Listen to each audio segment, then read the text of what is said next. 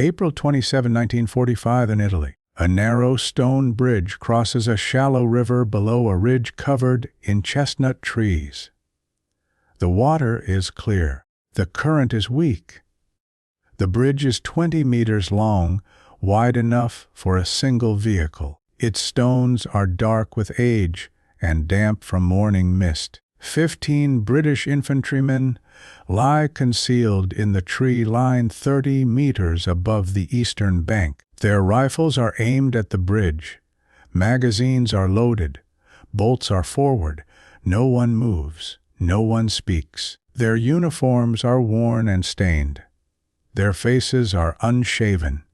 Their eyes do not leave the bridge. A captain crouches behind a fallen log 10 meters behind the line. He holds a field radio handset against his ear. The cord stretches taut. His other hand rests on his knee. His lips do not move. He listens. On the bridge, 5 men in German uniforms walk in single file. They carry no weapons. Their hands are empty. Their boots scrape against stone.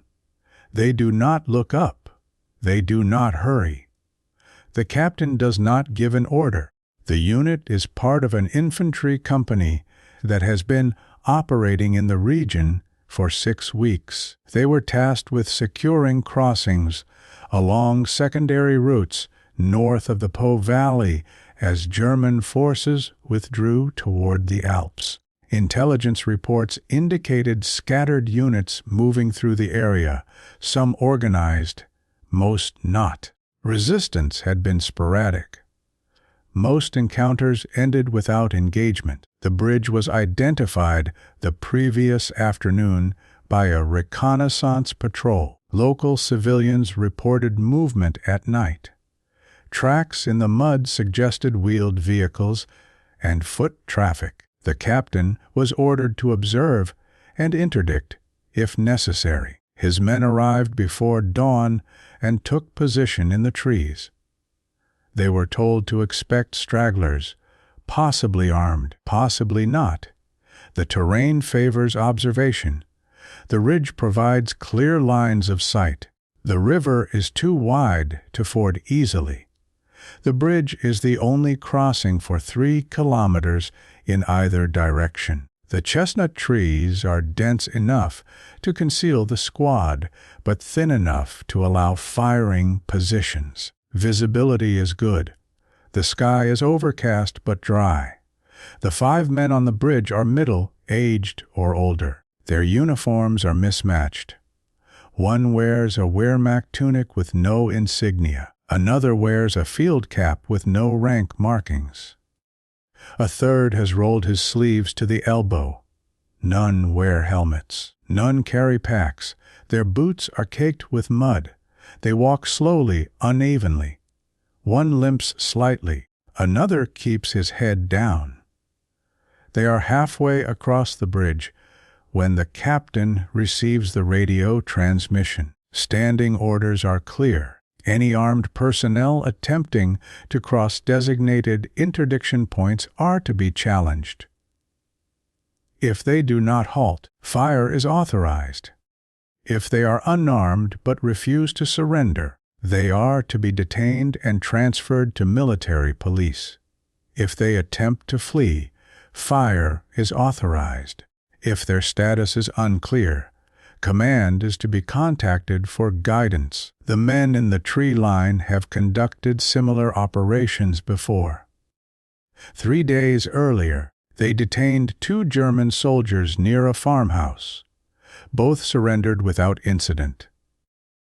A week before that, they fired warning shots at a group attempting to cross a road junction at night. The group dispersed. No casualties were recorded. The previous month, they engaged a rearguard unit that returned fire. 2 British soldiers were wounded. 4 Germans were killed. The rest withdrew. The captain has been with the company since November. He was promoted after his predecessor was injured by shrapnel near Ravenna. He is methodical. His orders are typically brief and precise. His men trust him. He does not improvise unless circumstances require it. He follows procedure. He files reports. He does not take unnecessary risks. Standard doctrine requires an audible challenge before engagement. If the challenge is ignored or if hostile intent is demonstrated, fire is immediate. If surrender is offered, fire ceases and prisoners are secured. The process is routine. It has been repeated dozens of times across the theater. The men know their roles. They know when to shoot and when to hold. The captain raises the handset to his mouth. He speaks quietly. His words are not audible to the men in the tree line. He listens again. His expression does not change. He lowers the handset. He does not issue an order. The 5 men reach the western side of the bridge. They step onto the dirt path. They continue walking. Their boots make soft sounds in the mud. They do not look back. They do not stop. The captain stands. He takes 2 steps forward. His mouth opens. No sound comes out. The men in the tree line wait. Their fingers rest beside trigger guards. Their shoulders are tense. Their breathing is shallow. No one shifts position. No one blinks. The captain's hand rises halfway. It stops. His palm is open. His fingers do not spread. He does not wave. He does not signal. He simply holds his hand in the air for 3 seconds. Then he lowers it. He does not speak. He does not move toward the line. He does not look at his men. He turns back toward the log and sits down. The handset hangs loose in his hand. The cord coils in the dirt. The 5 men walk up the path and disappear into the trees on the western side. Their footsteps fade. The sound of the river remains. A bird calls once from the ridge. The mist begins to lift. No order is given. The men in the tree line do not lower their rifles. They continue to watch the bridge. The empty bridge. The path beyond it. The trees where the 5 men vanished. Nothing moves. The water flows. The stones are silent. One soldier glances toward the captain. The captain does not look back. He sits with his head slightly bowed, the handset still in his hand. He does not speak into it. He does not set it down. He simply holds it. Another soldier shifts his weight. His boot scrapes against a root. The sound is sharp in the quiet. He freezes. No one reacts. The line remains still. Minutes pass. The mist continues to thin. Sunlight breaks through the clouds in narrow beams. It touches the water, the bridge, the far bank. The trees on the western side remain in shadow. No one emerges. No movement is visible. No sound comes from the path. The captain finally stands. He walks slowly along the line. He does not speak. He does not make eye contact. He stops at the center and looks down at the bridge. His hands rest on his hips. His jaw is tight. He breathes deeply once, then turns and walks back to the log. He picks up the handset and speaks into it. His voice is too quiet to hear. He listens. He nods once. He sets the handset down on the log and stands again. He looks at the bridge for a long moment. Then he looks at his men. He signals with his hand, a single downward motion, the universal sign to stand down. The men lower their rifles slowly. They do not stand. They remain in position, watching, waiting. The captain walks back toward the ridge crest. He does not look back. One by one, the men begin to rise. They move quietly, carefully, as if the silence itself might shatter. The transmission the captain received was delayed. It originated from battalion headquarters 12 minutes earlier. The radio operator at battalion had been occupied with another call. The message was logged, but not transmitted immediately. By the time it reached the captain, the 5 men were already on the bridge. The message stated hold fire unless directly threatened. Prioritize capture over engagement. Minimize casualties where possible. All unarmed personnel are to be processed through established channels. The order was consistent with directives issued across the sector in the final weeks of the campaign. German forces were collapsing.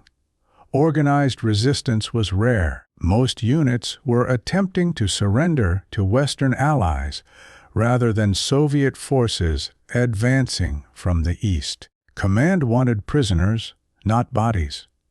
Intelligence officers needed interrogations, not incidents. The captain understood the order. He understood it before he received it. He had anticipated it. He had already made his assessment.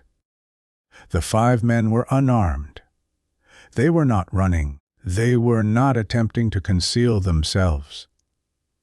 They were simply crossing a bridge in broad daylight. They were not a threat. They were remnants. But the order arrived after the men were already visible. It arrived after the decision point. The captain could have called out. He could have ordered his men to challenge them. He could have detained them. He had the authority. He had the personnel. He had the position. He chose not to. Not because the order told him not to, because by the time the order arrived, the moment had already passed. The men were walking. His men were ready. The call would have triggered movement, confusion, possibly panic. The 5 men might have run. His men might have fired. The situation might have escalated. So he whispered into the handset. He acknowledged the order. And he let the moment dissolve. The squad withdrew from the tree line an hour later. They descended the ridge in pairs, spacing themselves at 5-meter intervals. They moved quietly. No one spoke. They reached the base of the slope and regrouped near a farmhouse that had been cleared the previous day. The captain filed his report with the company runner. The report stated that the position was observed for 6 hours. No hostile contact occurred. No engagement was authorized. The bridge remained open. The men rested in the farmhouse courtyard. They smoked cigarettes. They drank from canteens. They checked their equipment. One soldier cleaned his rifle. Another wrote a letter. A third lay on his back with his eyes closed. No one discussed the bridge.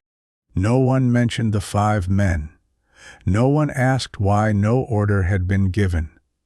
The captain sat apart from the group. He leaned against the farmhouse wall and stared at the ground.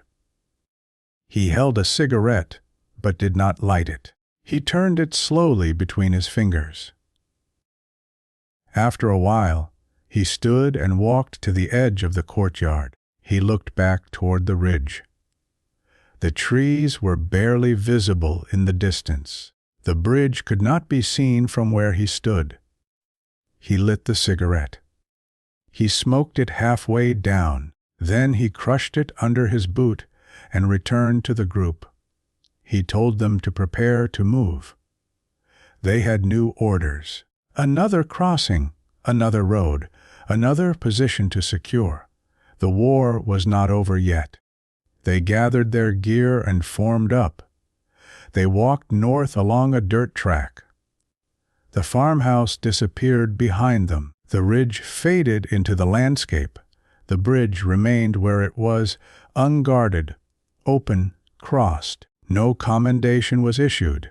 No after-action review was conducted. The captain's report was filed with the company log and forwarded to battalion. It was not flagged. It was not questioned. It was one entry among hundreds filed during that final month. Most were similar. Observation, no contact. Movement, no engagement. The 5 men who crossed the bridge were never identified. They were not detained. They were not interrogated. They were not processed through prisoner of war channels. No record exists of their capture or surrender. They walked into the trees and vanished from any official account of the campaign. The captain did not mention the incident in his personal correspondence. His letters home during this period were brief. He wrote about the weather, the food, the fatigue. He wrote that the war was ending. He did not write about bridges or decisions or men walking free. His service record shows no gaps or irregularities. He was rotated home in June. He was discharged in September. He returned to civilian life without incident. The men in the squad did not discuss the bridge in later years. Some wrote memoirs. Some gave interviews. They described the final weeks in Italy as uneventful. They mentioned fatigue and relief. They mentioned the collapse of German resistance. They did not mention a stone bridge or 5 men or a whispered command that came too late. The radio operator at battalion who delayed the transmission was not reprimanded. He was not aware that the delay had any consequence. He processed hundreds of messages during the final weeks. Most were routine. None were flagged as critical. His records show no errors. He completed his service and returned home. He worked as a postman. He never spoke about the war. The captain became a schoolteacher. He taught history in a secondary school in Kent. He married in 1947. He had 3 children. He rarely discussed his service. When asked, he said he had been in Italy. He said it had been quiet at the end. He did not elaborate. His students knew he had been an officer. They did not know about the bridge. He died in 1983. His obituary mentioned his military service in 1 line. No details were provided. His family donated his papers to a local archive. The collection included letters, photographs, and a few documents. None mentioned the bridge. None mentioned the 5 men. None mentioned a delayed order. One soldier from the squad kept a diary. He recorded daily movements, weather, and rations. His entry for April 27, 1945, reads, "Observed bridge, no contact, moved north, nothing more." The diary was donated to an Imperial War Museum in 1991. It has been digitized. Researchers have read it. No one has asked about the bridge. The bridge still stands. It was repaired in 1952 after a flood damaged the southern approach. It is used by farm vehicles and occasional hikers. A metal plaque was installed in 1995 marking the region as part of the Gothic Line campaign. The plaque does not mention the bridge specifically. It lists dates and unit designations. It does not list names. It does not describe incidents. The 5 men were never found. No graves were located. No records match their description. They may have surrendered elsewhere. They may have returned home. They may have died in the mountains. No one knows. No one looked. The stone bridge remains functional. The river still flows beneath it. The chestnut trees on the ridge have grown taller. The farmhouse where the squad rested is now abandoned. The roof has collapsed. The walls are cracked. Vines cover the courtyard. The transmission that arrived too late was logged and archived. It sits in a storage facility in Oxfordshire alongside thousands of other messages from that month. It has been microfilmed. It is available to researchers. No one has requested it. No one has noted the timing. No one has connected it to an uneventful observation mission at a stone bridge in northern Italy. The captain's decision, or his lack of one, left no measurable trace. The 5 men crossed. The squad did not fire. The war ended 12 days later. The bridge remained open. The trees remained silent. The order arrived too late to matter, or perhaps arrived exactly when it needed to. What the captain thought in that moment is not recorded. What the men on the bridge felt as they walked is not known. What the soldiers in the tree line believed about their officer's hesitation is not documented. The moment passed without consequence, without witness, without record. The bridge is still there. The river still runs. The war ended long ago. The silence remains unbroken.